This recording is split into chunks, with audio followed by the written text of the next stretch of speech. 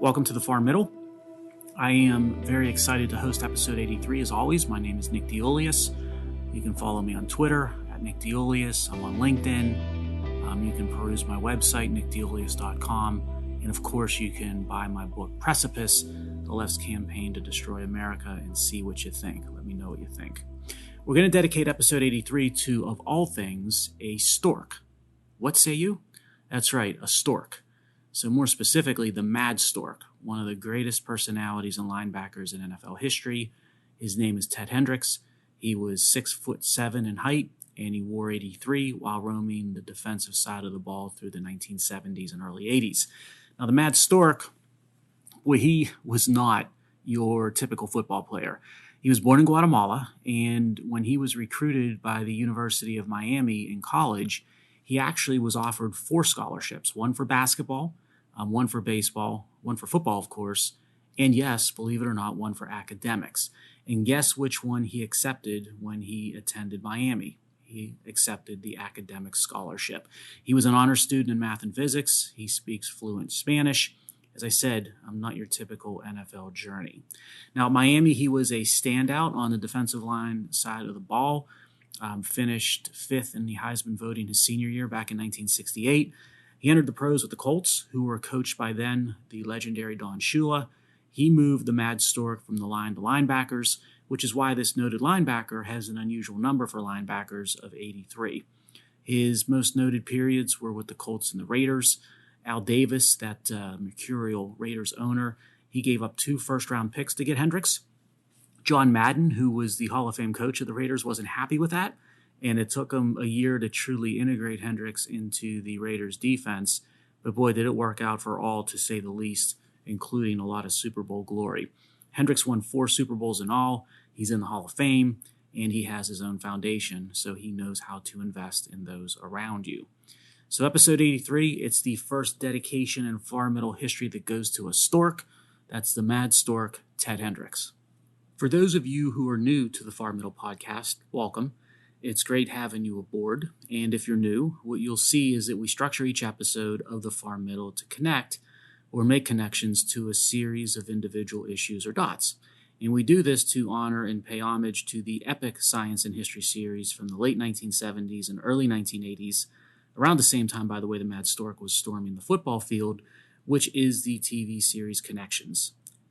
And the host, of course, being Dr. James Burke. Now, Dr. Burke combined history and science in a way that made it really compelling and fascinating to young adults and older adults. Give some of those episodes a viewing on YouTube, or I recommend you purchase a series on DVD or a streaming service. I've done both. Each episode of Connections would start with a modern innovation at the very beginning, and then it would jump back in time to hundreds of years prior and show how one event or development linked to another, sequentially connecting dots and making connections, hence the name of the series. That ultimately led, by the end of the episode, to the modern-day innovation that was shown at the beginning, so everything tied together. It was truly an innovative format, kept the rapt attention of the viewer throughout the entire episode, and basically, that's what we try to do or mimic with each Far Middle episode. I get asked about the format of each episode quite often by new listeners to the Far Middle. People asking, where did you come up with the format, and who is this Burke guy and Connections program that you keep mentioning? So it was good to cover those once again and why we structure these episodes the way that we do. And in true Connections fashion, let's start connecting those dots for episode 83.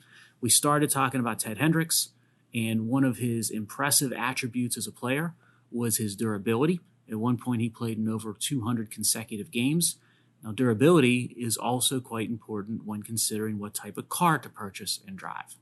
The bellwether when it comes to ranking a range of consumer products, including vehicles, is the venerable Consumer Reports magazine. And Consumer Reports recently issued its most recent ranking of vehicles, and it found that electric vehicles were among the least reliable cars and trucks in the automotive industry today.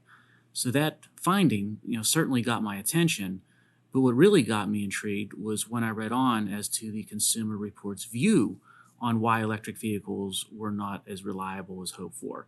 And the explanation that was proffered by Consumer Reports was that companies that manufacture electric vehicles they didn't have the time to iron out or solve issues that affected or impacted reliability negatively.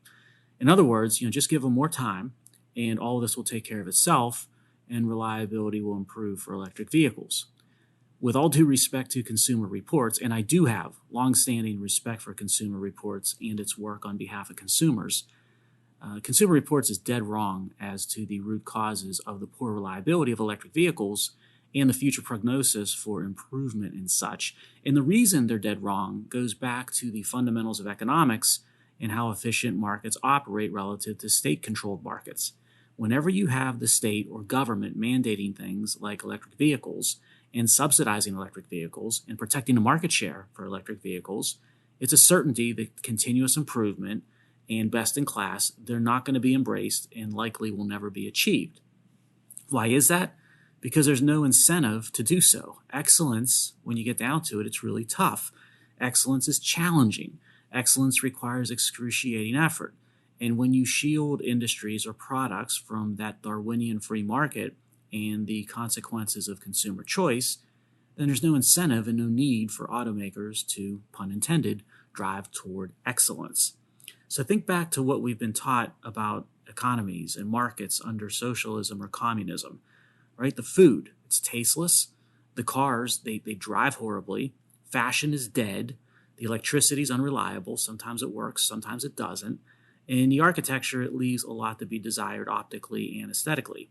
Unfortunately, America and the EU are sliding quickly from a free market capitalistic economy to a socialist one, or even toward a communist economy, which means in the case of automobiles, when we had a competitive free market, automakers, they were living and dying by product quality and reliability, and consumers were free to choose the better products for the better price. The cars and trucks that did the best in the showroom and with the sales figures, they were the best on the road and with reliability. Those things correlated. But today, what do we have? Under various subsidies and tax credits and government market mandates, the competitive free market has been replaced with a state-controlled rigged market. Sales and volumes of cars are locked in for the automakers as long as they bow to the desires of the bureaucrat, and the automakers are more than willing to bow down. And when you demand that type of behavior and then the demand for your product is locked in and protected by government, there's no incentive to deliver strong reliability or a great consumer experience. Why bother? There's no incentive to do so, which is why Consumer Reports, they're finding that electric vehicles are among the least reliable cars and trucks in the automotive space today. Passage of time, that's not going to improve the situation. In fact, it's only going to make the poor reliability of electric vehicles more of the norm. And until government allows a return to a competitive free market when it comes to automobiles, don't expect reliability to be anything close to what is desired or to return to what it once was. It's just another illustration of how environmentalism and policies justified under the banner of battling climate change, they're a regression to the inferior. Let's take two taglines you've heard before. One is green is good, and the other one is doing good by doing well. Now, I hear these two things all the time when it comes to products like electric vehicles and the justification for mandating and protecting and subsidizing them. And let's take these pair of taglines, but now put it in the context of green buildings, or specifically LEED certified buildings. And for those of you that don't know or are not familiar with LEED, it stands for Leadership in Energy and Environmental Design, or LEED. It's become all the rage in the real estate space these days, particularly for commercial and office space. Recently, I came across an in-depth study by a major real estate firm. It's one that I'm not going to mention specifically here, but you can find the report online. I don't want to mention the firm because I respect the firm. But what this study put forth, frankly, was a bit embarrassing. The title of the report got my attention right away, which was Green is Good, the Enduring Rent Premium of LEED Certified U.S. Office Buildings. Now, as soon as I read that title, it immediately piqued my interest, and I thought to myself, this could be quite interesting. Let's read on. And my hunch was correct. So the executive summary of the report, it starts out by boldly stating that an analysis of 20,000 office buildings in America found that the average rent of those with LEED certification was 31% higher than those of non-LEED certified buildings. Wow, I thought, isn't that impressive, and doesn't that indicate that renovating existing or building new spaces that have high energy efficiencies and meet LEED certification, they're well worth the upfront investment. Well, not exactly. In fact, not at all. As is with the case in many studies, reports, and news articles these days surrounding the energy transition, you need to read the details and pay attention to what's going on between the lines of the executive summary results to assess what's truly going on. Because when you do so for this study of LEED certified buildings, you find that the details of the analysis, they indicate a very, very different result than the headline and executive summary opening statement. Because when one adjusts for the impacts of building location, and remember, when it comes to real estate, it's all about what? Location, location, location. When you adjust for building age, for renovation history, guess what you find? You find that the premium that LEED certified buildings enjoy shrinks from the advertised 31% down to 4% before COVID and only 3% of a premium after COVID. The complete study, to sort of call it as it is, it did a decent job actually of pointing these factors out. It clearly states them in the body of the report, but that's a report body that very few people actually take the time to read. And the conclusion, of course, was that LEED certified office buildings, right, they tend to be larger and higher quality assets that are concentrated in downtowns of expensive cities that are going to enjoy, by a range of different metrics, higher rent premiums than buildings that are smaller and lower quality and maybe not located in the most exclusive of zip codes. An example in the report that sort of proves this out is that a third of Manhattan's office inventory is LEED certified, where for Louisville, the report states that only 1/10 of the office inventory is LEED certified. And of course, rent premiums in Manhattan are going to be much higher than they are in Louisville, and those premiums have very little to do with whether the buildings are LEED certified or not. To the credit of the real estate firm that conducted this study, the authors used regression analysis to adjust an account for the things that we just discussed: building size, renovation history, location, and age. And when they performed the regression analysis, the massive premiums that they advertised of 30+% in the headline, it shrunk to measly premiums of 3 to 4%, probably within the statistical uncertainty of the study itself.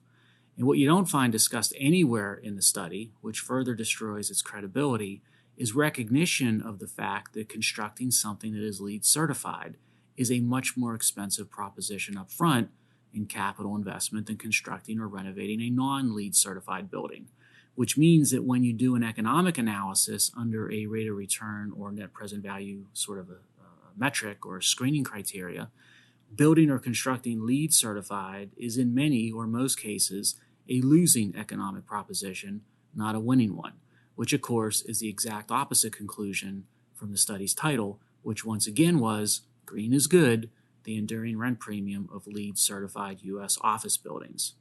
Now, there are other flaws in the study. For example, it cites the oft-used increased productivity associated with LEED certified buildings when it comes to the workers who inhabit them. That's not always or necessarily true. The debits and credits bookings for accountants working in a LEED certified building don't magically happen quicker or more accurately just because of building certification. There's also the premise that for real estate investors, green buildings offer lower mortgage default risk.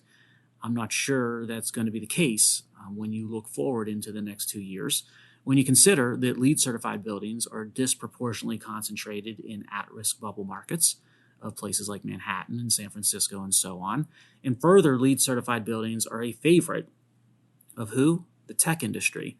And the tech industry right now is on the verge of a major correction with job losses everywhere you look and with office buildings, many of them LEED certified, being vacant or leases being abandoned. You may very well end up seeing higher default rates in LEED certified buildings than traditional ones in the coming years as we go through the grips of a recession or slowdown, or certainly if we end up watching another tech bubble burst. Another little detail in this report that contradicts the report's title is that the regression analysis performed found that office assets built after 2012 commanded a 14% rent premium over those that were built between 2002 and 2011. Each additional decade in age decreased rent by approximately 5%, which means age of the building has a much bigger impact on rent premium than whether a building is LEED certified or not. And there is another issue that has popped up now when it comes to LEED certified buildings in the era of pandemic, and that is the health issues associated with LEED certification. For example, are low flow faucets in restrooms and office buildings that are LEED certified, are they a health risk when it comes to hygiene and germ spread? Think about heating and ventilation systems in LEED certified buildings.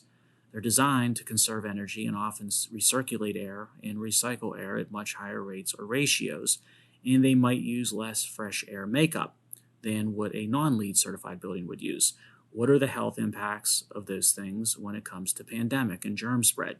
The safest and healthiest type of an office building might be the one where water flows are higher in restroom faucets so that germ transfer is minimized, and one where once-through systems using things like fresh air for office climate are utilized versus high rates of recirculation or recycle air. And how about all those common areas for collaboration that are promoted in LEED certified buildings?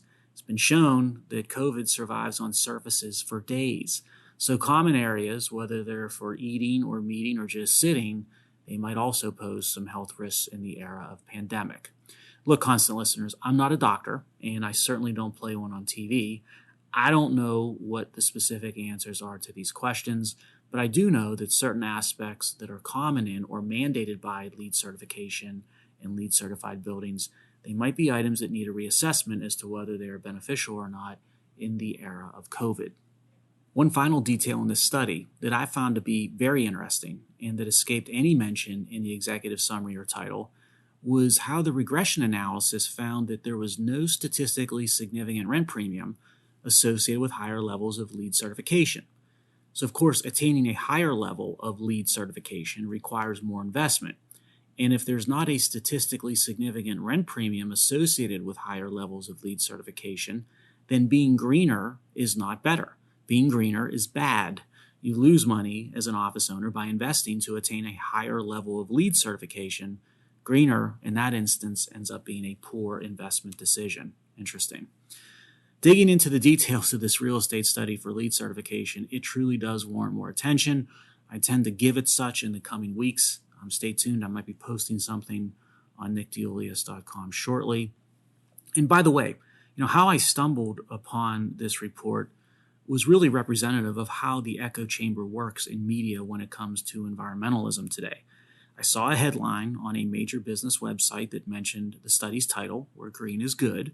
I read the article from the website, and it exclusively highlighted the report's title in that opening statement of the executive summary that showed massive rent premiums for LEED certified buildings.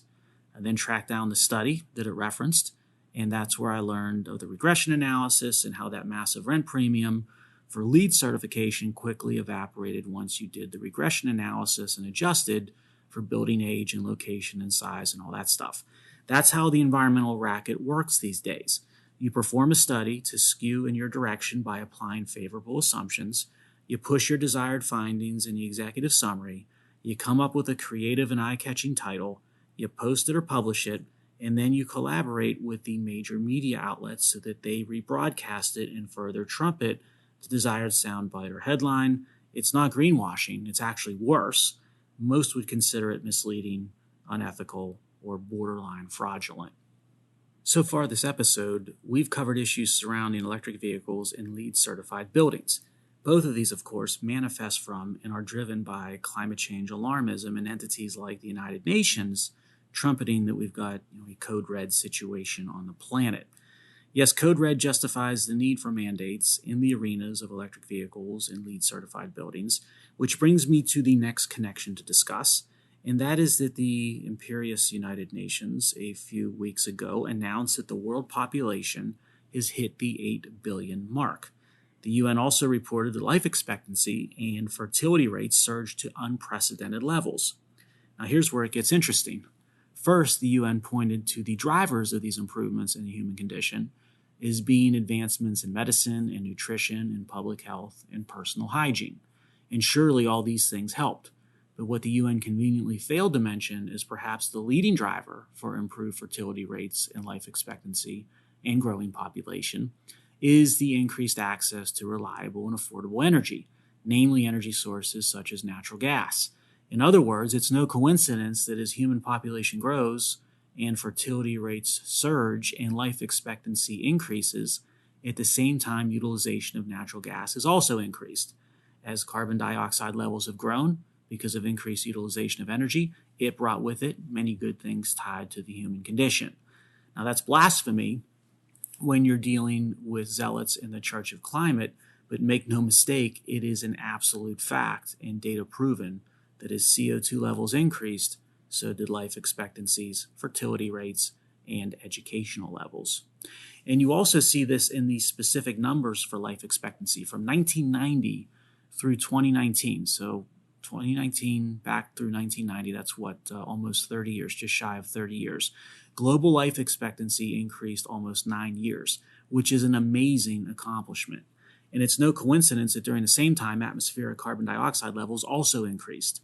Utilization of things like natural gas improved the human condition, particularly and drastically in the poorer areas of the developing world. What's sadly ironic in all of this is that the United Nations is an institution that's hell-bent on delaying and denying as many souls in the developing world access to reliable and affordable energy in the form of something like natural gas as it possibly can. And it does so, of course, under the banner of Code Red, and the time is running out, and that we're facing climate doom.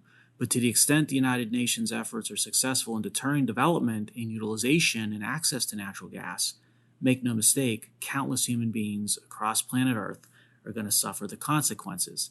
It's misery manufactured by bureaucrat, by elite institution, and by the expert class. Sometimes crimes against humanity, they are cloaked in the robes of altruistic niceties. We got time to make one final connection before concluding episode 83. We've been talking about the United Nations and free markets evolving towards state-controlled markets, and how these things, they can stifle quality of life and individual choice and the human spirit. And on top of it, we find ourselves in mid-December. We conclude with an item that wraps all those things together, constant listeners, and that is a speech given in December 1988 at the United Nations by the leader of a communist nation looking to reform itself into something better. The leader was Gorbachev, and that nation was the former Soviet Union. Now, I'm going to read you 2 short excerpts from that speech, and I ask you to think about irony as you listen to them. And the irony being how Gorbachev was moving his nation toward individual rights and a free market and capitalism, and away from communism and state control. Compare and contrast where he was taking his nation to where our leaders are taking America today. Today, we're moving toward the perils that Gorbachev was desperately trying to run away from. Now, he opened with, I think, a very strong set of statements. He said, "Freedom of choice is a universal principle to which there should be no exceptions. We have not come to the conclusion of the immutability of the principle simply through good motives. We've been led to it through impartial analysis of the objective processes of our time." Wow. Think about what he said there. Freedom of choice being a universal principle, and how today more and more freedoms to choose are being removed, whether it be with respect to the consumer, the worker, the thinker, or the scientist. And then there's the reference to objective and impartial analysis and processes. To me, I hear that and it speaks of science and logic and reason, which today are continually subsumed by what? By political science and ideology and irrationality. But Gorbachev, he didn't stop there. He continued. The process of restructuring is gaining pace. Under the badge of democratization, restructuring has now encompassed politics, the economy, spiritual life, and ideology. We've unfolded a radical economic reform. We have accumulated experience, and from the new year, we are transferring the entire national economy to new forms and work methods. So here, Gorbachev is speaking like a man who's driving society and an economy from the socialist communist bent to one that is free market-based and meritocracy-based.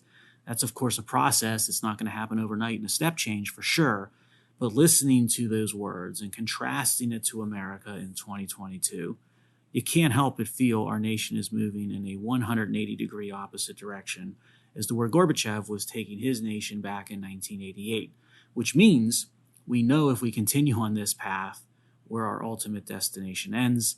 That's the misery of a state-controlled economy in a socialist or communist society. Hey, capitalism The free market, individual rights-based rule of law, they're far from perfect. Sometimes the imperfections can be really frustrating, but make no mistake, constant listeners, the American heritage and the foundation of Republican democracy, they lie in the cradle of capitalism. All are easily the superior and best choices for the individual. That was the case in 1776.